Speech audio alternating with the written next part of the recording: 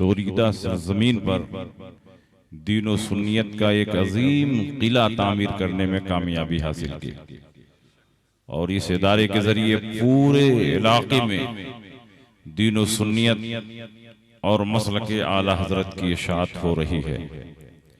और हर साल तकरीबन कई हुफ़ाज़ व क़ुर्रा यहाँ से फारिग होते हैं जो अलग अलग खित्तों में जाकर दीन व सुन्नियत का काम करते हैं। मदरसा चलाना और मदरसा बनाना कोई आसान काम नहीं है। हजरत शेखुल उलमा फरमाते थे कि जिसको वक्त से पहले बाल पकाना हो वो मदरसा खोल ले, बाल पक जाएगा। इन दोनों भाइयों ने बड़ी मेहनत की। इनकी कोशिशों और मेहनतों का नतीजा है कि आज कई मंजिला इमारत आपकी निगाहों के सामने खड़ी है और इंशाअल्लाह आगे भी ये इदारा अपनी मिसाली खिदमात पेश करता रहेगा। आज का ये अज़ीमुश्शान इजलास जिसमें हम और आप हाजिर हैं, इस इजलास की सबसे अहम खुसूसियत ये है कि औलाद गौसे आज़म शहज़ादे रसूल फर्जंद बतूल हजरत सैयद हसन बिन नूर वासिती रज़्ज़ाक़ी मसौली शरीफ से चलकर यहाँ तशरीफ फरमा। हुजूर गुलजार मिल्लत और हुजूर हसान मिल्लत, ये दोनों भाई इतने मुखलिस, इतने करम फरमा और ऐसे मुतवाज़े और मुनकसिरुल मिजाज कि ये उलमा को अपने सर का ताज बनाकर रखना चाहते हैं। जिस महफिल में होते हैं उलमा की इज्जत और उनकी ताज़ीम व तकरीम का वो जलवा पेश करते हैं कि दूसरों के लिए सबक हासिल। दोनों भाइयों को मैंने देखा, बहुत मुखलिस। अल्हम्दुलिल्लाह आज के इस इजलास में सरपरस्ती फरमाने के लिए हजरत हसन बिन नूर दामत फयूज़ुहुम यहाँ तशरीफ फरमा। इनकी मौजूदगी में थोड़ी देर में कुछ नसीहत करना चाहता हूँ और उसके बाद इंशाअल्लाह मदरसा शमसिया रिज़ाउल उलूम से फारिग होने वाले हुफ़ाज़ की दस्तार होगी और इंशाअल्लाह उसके बाद सलातो सलाम हजरत हसन मियाँ की दुआ पर इस जलसे का इख्तिताम होगा। अच्छा, तो मैंने जिस आयत करीमा की तिलावत की, अल्लाह रब्बुल इज़्ज़त इरशाद फरमाता है जिसे हिकमत दी गई उसे खैर कसीर दिया गया। अल्लाह ये नहीं फरमा रहा है कि जिसे दौलत दी गई खैर कसीर दिया गया, जिसे शोहरत दी गई खैर कसीर दिया गया, बल्कि अल्लाह फरमा रहा है जिसे हिकमत दी गई। और हिकमत से मुराद यहाँ शरीयत का इल्म है। जिसे शरीयत का इल्म दिया गया उसे खैर कसीर दिया गया। इसीलिए अल्लाह के नबी सय्यद आलम सल्लल्लाहु अलैहि वसल्लम ने इरशाद फरमाया, बुखारी शरीफ किताबुल इल्म में यह हदीस मौजूद है, मन युरिदिल्लाहु बिही खैरन युफ़क़्क़िहु फ़िद्दीन। अल्लाह ताला जिसके साथ खैर कसीर का इरादा फरमाता है उसे दीन में फकीह बना देता है। तो फकीह अपनी कोशिश और मेहनत से कोई नहीं बन सकता।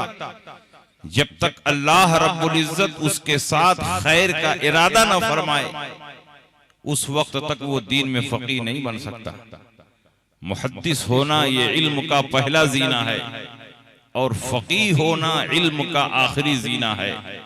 नबी अकरम सल्लल्लाहु ताला अलैहि वसल्लम ने मुतअद्दिद हदीसों में फुक़हा और मुहद्दिसीन की अज़मत शान को बयान फरमाया और दोनों में जो नुमाया फर्क है उसे भी वाज़े फरमाया। अल्लाह के नबी इरशाद फरमाते हैं, तिर्मिज़ी शरीफ अबवाबुल इल्म में यह हदीस मौजूद है, नज़्ज़रल्लाहु अब्दन समिअ मक़ालती फ़हफ़िज़हा व वआहा व अद्दाहा फ़रुब्ब हामिल फ़िक़्हिन गैरु फ़क़ीह व रुब्ब हामिल फ़िक़्हिन इला मन हुवा अफ़क़ह मिन्हु। अल्लाह रब्बुल इज्जत उस बंदे को तरोताजा रखे जिसने मेरी हदीसों को सुना, उसको महफूज रखा, दूसरों तक पहुंचाया। क्योंकि ऐसा बहुत होगा जो हदीस को सुनने वाला होगा वो फकीह नहीं होगा, और जिन लोगों तक हदीसें पहुंचाई जाएंगी वो बहुत बड़ा फकीह होगा। इसीलिए नबी अकरम सल्लल्लाहु अलैहि वसल्लम ने हज्जतुल वदा का खुतबा देते हुए इरशाद फरमाया था, लियुबल्लिग शाहिदुल गायब फइन्न शाहिद असा अन युबल्लिग मन हुवा अवअलहु मिन।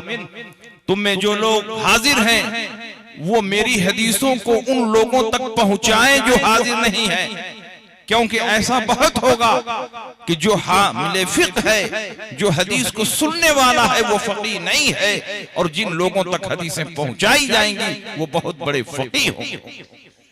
और उसकी नजीर इमाम आजम अबू हनीफा, आपके 4000 मशाइख हैं जिनसे इमाम आजम अबू हनीफा ने इल्म हदीस की तहसील फरमाई, और खुसूसियत के साथ जिस अजीम मुहद्दिस और ताबई से आपने इल्म हदीस की तहसील फरमाई है वो हजरत इमाम सुलेमान आमश रजी अल्लाह ताला अन्हो हैं।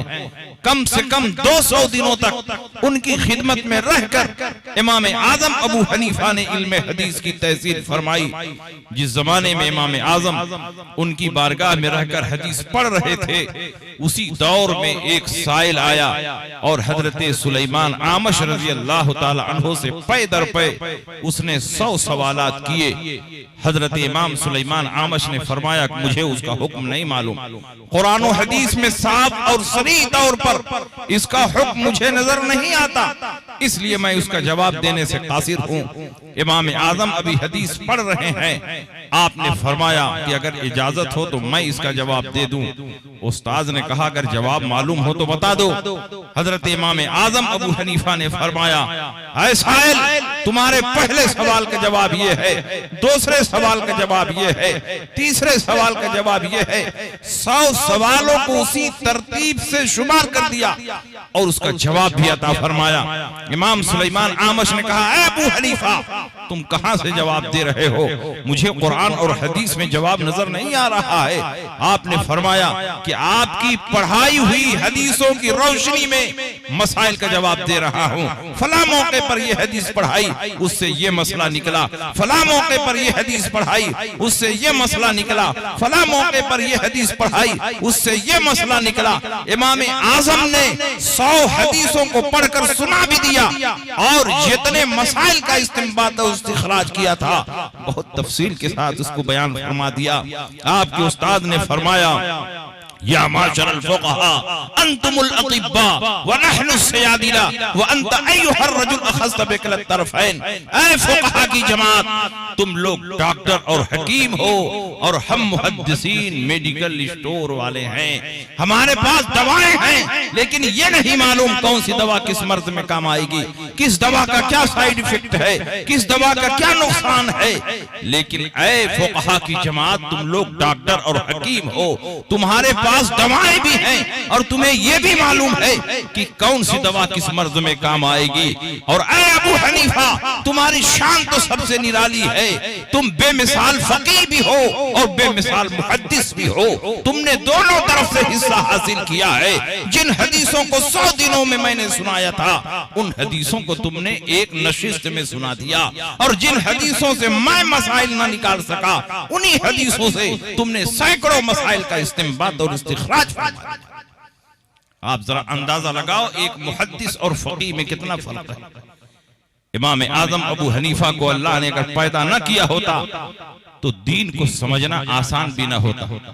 उन्होंने अपने इज्तिहाद और मलके इस्तिंबात के जरिए बेशुमार मसाइल को हल फरमाकर उम्मत मुस्लिमा के लिए राहें आसान फरमा दी, और ऐसे ऐसे उसूल, कायदे, रूल और रेगुलेशन बना दिए कि क़यामत तक कोई नया मसला पैदा हो तो उसका हुक्म इमाम आजम अबू हनीफा के उसूलों की रोशनी में हल किया जा सके।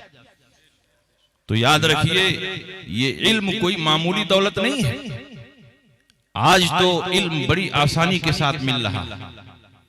आपके सामने कोई उस्ताद, कोई मुदर्रिस कुर्सी पर बैठकर रसूल पाक की हदीस सुना रहा है, तो तो आप उसको सुनने के लिए तैयार नहीं।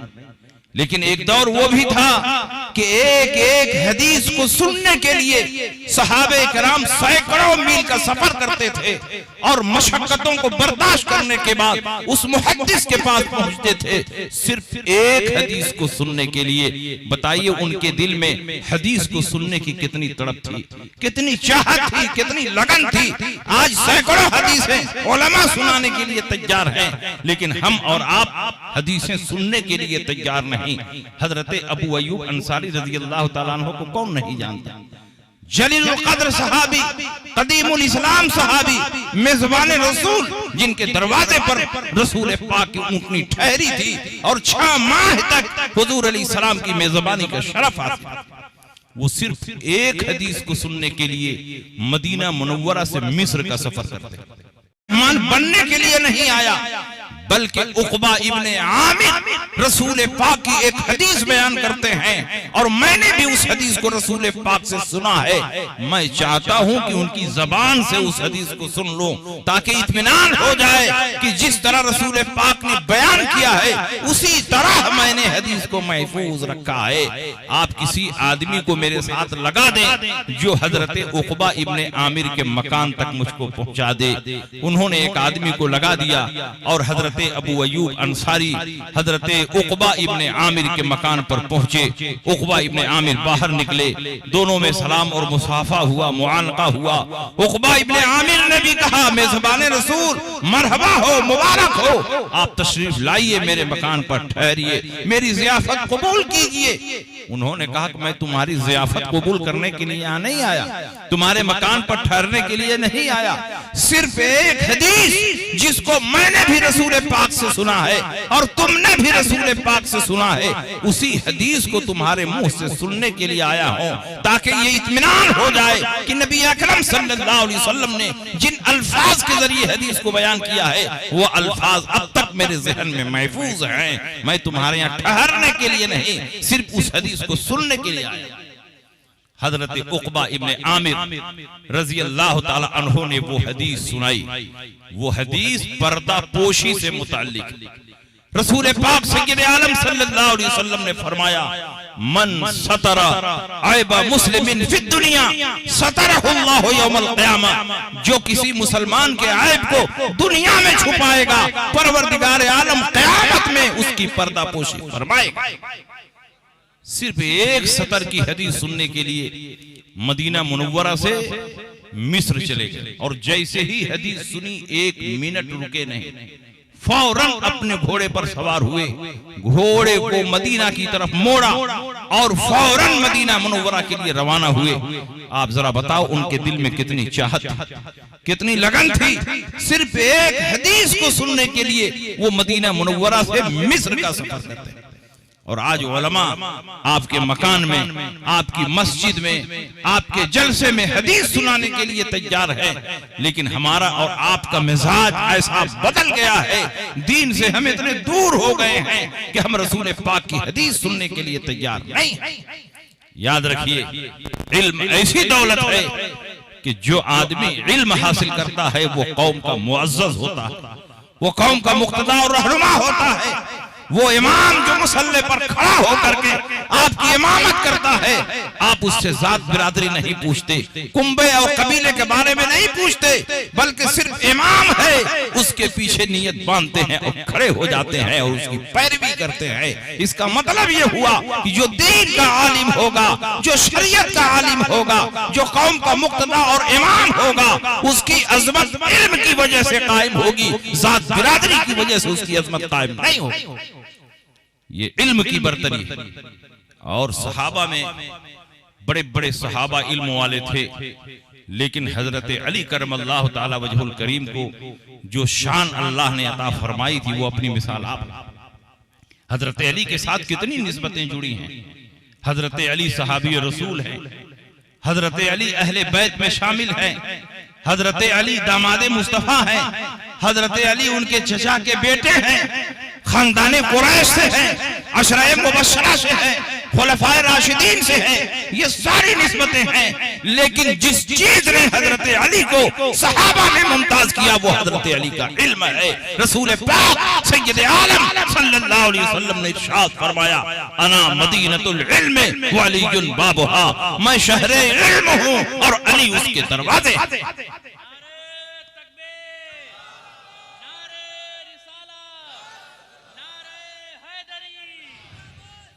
याद रखिए, रसूल पाक इल्म की वुसाअत और इल्म के फैलाव को जाहिर करने के लिए बहरुल उलूम भी फरमाते तो इल्म की वुसाअत का इजहार हो जाता, शम्सुल उलूम फरमाते तो भी इल्म की वुसाअत का इजहार हो जाता। लेकिन मदीनतुल इल्म फरमाने में जो नुक्ता और हिकमत है वो इन दोनों जुमलों में नहीं है। इसलिए कि बहरुल उलूम, बहर में सिर्फ मछलियां होती हैं, पानी होता है, चंद किस्म के हैवानात होते हैं, जरूरत की हर चीज समंदर में नहीं होती है। शम्सुल उलूम, सूरज में रोशनी और चमक होती है, उसके अलावा सूरज में कोई चीज नहीं होती। नबी अकरम सल्लल्लाहु अलैहि वसल्लम इल्म की वुसाअत के लिए बहरुन का लफ्ज इस्तेमाल फरमाते या शम्सुन का लफ्ज इस्तेमाल फरमाते, वो नुक्ता नहीं पैदा होता। लेकिन नबी ने फरमाया, अना मदीनतुल इल्म, मैं इल्म का शहर हूँ। मतलब यह हुआ कि शहर में जरूरत की हर चीज मिलती है। लोग दूर दराज से शहर का रुख करते हैं ताकि अपनी जरूरत की हर चीज हासिल करें। रसूल पाक इशारा फरमा रहे हैं कि तुम्हारी जरूरत का हर इल्म अगर मिलेगा तो मदीनतुल इल्म में मिलेगा, क्योंकि शहर में जरूरत की हर चीज मौजूद होती है। अगर दुनिया का इल्म चाहिए तो शहरे इल्म में आओ, आखिरत का इल्म चाहिए तो शहरे इल्म में आओ, रियाजी का इल्म चाहिए तो शहरे इल्म में आओ, दीन का इल्म चाहिए तो शहरे इल्म में आओ, दुनिया का इल्म चाहिए तो शहरे इल्म में आओ। अगर कुरान का इल्म चाहिए तो शहरे इल्म में आओ, हदीस का इल्म चाहिए तो शहरे इल्म में आओ, क्योंकि जो शहरे इल्म होगा वहां जरूरत की हर चीज मौजूद होगी। और हजरत अली उसके दरवाजे, शहर में दाखिल होने के लिए दरवाजे के पास आना ही पड़ेगा। अल्लाह के नबी सैयद आलम सल्लल्लाहु अलैहि वसल्लम ने हजरत अली को इतना नवाजा कि हजरत अली इल्म में सहाबा में मुमताज नजर आते हैं। और उनकी ज़हानत और फतानत का यह आलम था कि बड़े बड़े सहाबा जिस मसले को हल करने से कासिर होते, हजरत अली एक लम्हे में उस मसले को हल फरमा देते। हजरत अली करमल्लाहु ताला वजहुल करीम को अल्लाह के नबी ने यमन का काजी बनाकर भेजना चाहा। अबू दाऊद किताबुल क़ज़ा में यह हदीस मौजूद है। अल्लाह के नबी ने यमन का चीफ जस्टिस बनाकर भेजना चाहा। हजरत अली ने फरमाया, या रसूल अल्लाह, मैं नौजवान हूँ, मुझे जस्टिस और क़ज़ा का के बारे में बहुत तजुर्बा नहीं है। रसूल पाक ने ये नहीं फरमाया कि तब छोड़ो, जाने दो, मैं अबू बकर को भेज देता हूँ, उमर को भेज देता हूँ, बल्कि अल्लाह के नबी ने फरमाया, अली करीब आओ। अली करीब आए तो अल्लाह के नबी ने उनके सीने पर हाथ मारा। अली फरमाते हैं, फज़रबा बैना यदैया, अल्लाह के नबी ने मेरे सीने पर हाथ मारा तो मेरा सीना इल्म नबी का मदीना बन गया। अब उसके बाद मेरे इल्म का ये आलम हुआ, फमा शक़क़्तु बादु फी क़ज़ाइन बैना इस्नैन, जब भी दो आदमियों के दरमियान मैं फैसला करता, जर्रा बराबर मुझे कोई तरद्दुद और शुबहा नहीं होता। अगर हम लोग अपने शागिर्दों को मार दें तो जितना याद है वो भी भूल जाएगा, लेकिन नबी ने हजरत अली के सीने पर हाथ मारा तो जो भूला हुआ था वो याद आ गया, और जो नहीं मालूम था वो सब जमा हो गया। नबी अकरम सल्लल्लाहु अलैहि वसल्लम ने हजरत अली को इतना नवाजा कि हजरत उमर का जमाना आया तो हजरत उमर इब्ने खत्ताब अपने हर फैसले में हजरत अली को शरीक करते। जब भी कोई अहम फैसला करते हजरत अली से मशवरा करते और उनके मशवरे के बाद फैसला करते। और अगर इत्तेफाक से हजरत अली मौजूद न होते तो उमर इब्ने खत्ताब अल्लाह की पनाह मांगते। वकान उमर इब्नुल खत्ताब यतअव्वज़ु बिल्लाहि मिन मुअज़रतिन लैसा फीहा अबुल हसन, उस फैसले में जिसमें अली मौजूद न होते उमर फैसला करते तो बार बार अल्लाह की पनाह मांगते। क्या हजरत उमर के पास इल्म कम था? हजरत उमर की इसाबत राय मुसल्लम है। हजरत उमर ने 26 जगहों पर जो राय पेश की अल्लाह ने पसंद फरमा लिया, और कुरान अजीम में 26 जगहों पर उमर की राय के मुवाफिक कुरान करीम का नुज़ूल हो गया। मगर वो भी हजरत अली करमल्लाहु ताला वजहुल करीम के इल्म क़ज़ा के मुतरिफ, और हजरत अली की ज़हानत व फतानत का ये आलम, सुभान अल्लाह। जहां बड़े बड़ों का दिमाग नहीं पहुंचता, वहां हजरत अली का दिमाग पहुंच जाता। एक शख्स हाजिर हुआ, उसने कहा हुजूर, मैंने मन्नत मानी थी कि मेरा फला काम हो जाएगा तो हाथी के वजन के बराबर गेहूं रब की बारगाह में सदका करूंगा। अब मेरा फला काम हो गया है, मैं चाहता हूं कि हाथी के वजन के बराबर गेहूं रब की बारगाह में सदका कर। हजरत अली ने फरमाया इसमें मुश्किल क्या है, सदका कर दो। कहा हुजूर, यही तो मुश्किल है कि हाथी का वजन कितना होता है। अरब में कोई ऐसा पैमाना नहीं है, अरब में कोई ऐसी तराजू नहीं है कि जिस पर हाथी को तौला जा सके। मैं 1400 साल पहले की बात कर रहा हूं, उस वक्त धर्म कांटा वजूद में नहीं आया था। आज तो रोड पर जगह जगह धर्म कांटा है, ट्रक को माल के साथ वजन किया जा सकता है, तौला जा सकता है। लेकिन आज से 1400 साल पहले अरब में ऐसा कोई पैमाना नहीं था, ऐसी कोई तराजू नहीं थी जिससे हाथी के वजन को मालूम किया। हजरत अली ने उस दौर में जवाब दिया, फरमाया बहुत आसान है। कहा हुजूर कैसे? कहा तुम हाथी को लेकर दरिया के किनारे जाओ और हाथी को कश्ती में सवार कर दो। जब हाथी को कश्ती में सवार करोगे तो हाथी के बोझ से कश्ती पानी में दबेगी। जब दब जाए पूरे तौर पर और कश्ती ठहर जाए तो जहां तक पानी पहुंचता है वहां निशान लगा देना, और हाथी को उतार कर गल्ला लादना शुरू करो। गल्ला लादते रहो, भरते रहो, भरते रहो। जब कश्ती गल्ले के बोझ से दबते दबते उसी निशान पर पहुंच जाए तो समझ लेना कि ये गल्ला हाथी के वजन के बराबर। जहां बड़े बड़ों का दिमाग नहीं पहुंचा, वहां हजरत अली का दिमाग पहुंचा, और हजरत अली को अल्लाह ने ऐसी ज़हानत व फतानत अता फरमाई, ऐसी ज़हानत व फतानत अता फरमाई थी कि आज जो कैलकुलेटर लंबा लंबा हिसाब चंद मिनटों में कर लेता है, हजरत अली करमल्लाहु ताला वजहुल करीम कैलकुलेटर से भी ज्यादा तेज हिसाब कर लिया। एक औरत हजरत अली की खिदमत में आई और उसने कहा हुजूर, मेरा भाई मरा, 600 दीनार छोड़कर मरा, लेकिन मुझको सिर्फ 1 दीनार मिल रहा है। मेरे ऊपर जुल्म हो रहा है, ज्यादती हो रही है। मेरा भाई 600 दीनार छोड़कर मरा, लेकिन तरके में सिर्फ और सिर्फ 1 दीनार मुझको दिया जा रहा है। हजरत अली करमल्लाहु ताला वजहुल करीम ने ये नहीं पूछा कि तुम्हारे वारिसीन कितने हैं, उनकी नौयत क्या है। अगर आज किसी मुफ्ती से वरासत का मसला पूछा जाए तो सबसे पहले पूछेगा कि वारिसीन में कौन कौन है, उनकी तादाद कितनी है। जब तक ये मालूम न करे उस वक्त तक वो जवाब दे ही नहीं सकता। लेकिन कायनात में एक ऐसा मुफ्ती भी है, एक ऐसा बाबुल इल्म है कि वो ये नहीं पूछ रहा है कि वारिसीन में कौन कौन है, बल्कि 1 दीनार हिस्सा सुनकर वो खुद ही बता रहा है कि तुम्हारे वारिसीन में फला है, फला है, फला है, इसीलिए तुमको 1 दीनार मिला। हजरत अली ने फरमाया, लगता है तेरा भाई मरा तो मां छोड़कर गया, एक बीवी छोड़कर गया, 2 से ज्यादा बेटियां छोड़कर गया, 12 भाई छोड़कर गया और 1 बहन तुझे छोड़कर गया, इसीलिए तुझको 1 दीनार मिल रहा। औरत ने कहा हुजूर, क्या मेरे भाई को आप जानते हैं, मेरे खानदान को जानते हैं? आपने फरमाया नहीं, पहली मुलाकात तुमसे हो रही है, लेकिन यही वारिसीन होंगे तभी तुमको 1 दीनार मिलेगा, वरना 1 दीनार मिलने की कोई सूरत नहीं है। औरत ने कहा हुजूर, जरा डिटेल में तफसील के साथ मुझको समझाया जाए, मैंने समझा नहीं। तो हजरत अली ने बहुत तफसील के साथ समझाया।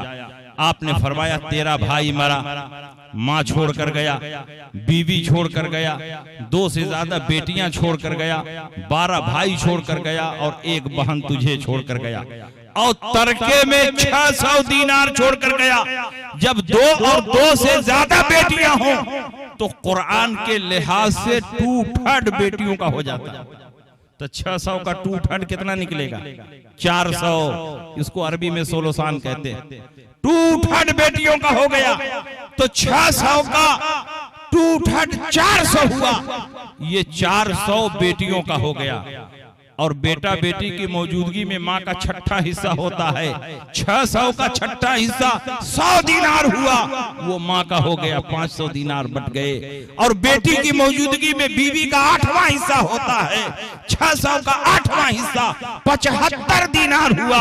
75 दीनार बीवी ने ले लिया, 575 तकसीम हो गया।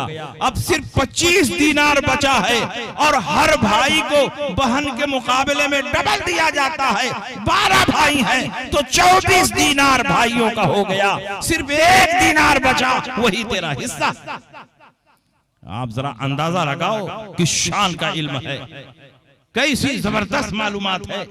कैलकुलेटर और कंप्यूटर भी फेल हो जाएगा जितनी तेजी से हजरत अली करमल्लाहु ताला वजहुल करीम हिसाब जोड़ रहे हैं और हिसाब बता रहे हैं। तो ये इल्म की बरकत है। इल्म की बरकत ने हजरत अली को सहाबा में मुमताज कर दिया। हजरत अली करमल्लाहु ताला वजहुल करीम बेशुमार फजाइल और मनाकिब के जामे हैं।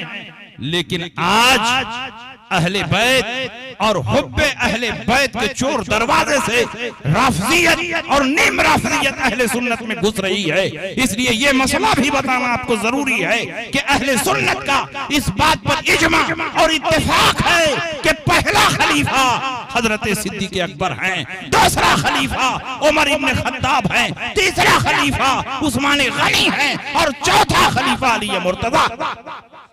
1000 फजीलतों के जामे होने के बावजूद भी हजरत अली करमल्लाहु ताला वजहुल करीम चौथे नंबर के खलीफा। इसलिए कव्वाल जो कव्वाली में शिया मजहब बयान कर रहे हैं, दमादम मस्त कलंदर अली का पहला नंबर, तो आप भी उसी को गुनगुनाते हो और समझते नहीं हो कि कव्वाल ने अपना मजहब उसमें घुसेड़ दिया। अली का पहला नंबर नहीं है, अली का चौथा नंबर। पहला नंबर सिद्दीक़ अकबर का। नबी अकरम सल्लल्लाहु अलैहि वसल्लम हिजरत फरमाकर जब मदीना मुनव्वरा तशरीफ ले गए और अबू अय्यूब अंसारी के मकान पर क़याम फरमाया तो उनके मकान के सामने एक जमीन थी यतीम बच्चों की। अल्लाह के नबी ने यतीम बच्चों को बुलाया और कहा, मैं चाहता हूं कि यहाँ मस्जिद नबवी की तामीर हो, ये जमीन तुम लोग बेच लो। उन यतीम बच्चों ने कहा, हुजूर बेचने की क्या जरूरत है, आप कबूल फरमा लें और इसी पर मस्जिद नबवी की तामीर फरमाएं। नबी ने फरमाया, नहीं, जब तक तुम लोग कीमत नहीं लोगे मैं इस पर मस्जिद नहीं बनाऊंगा। उन यतीम बच्चों ने कहा, हुजूर कीमत ही देना चाहते हैं तो सिर्फ 10 दीनार दे दें। अल्लाह के नबी ने सिद्दीक़ अकबर से फरमाया, सिद्दीक़ अकबर आगे बढ़ो और अपनी जेब से इस मस्जिद की कीमत अदा करो। 10 दीनार सिद्दीक़ अकबर ने अपनी जेब से निकाला और उन यतीम बच्चों के हवाले किया। आज मस्जिद नबवी जिस सरजमीन पर बनी है वो किसी और की खरीदी हुई नहीं बल्कि सिद्दीक़ अकबर की खरीदी हुई है और उसी मकाम पर आज मस्जिद नबवी मौजूद।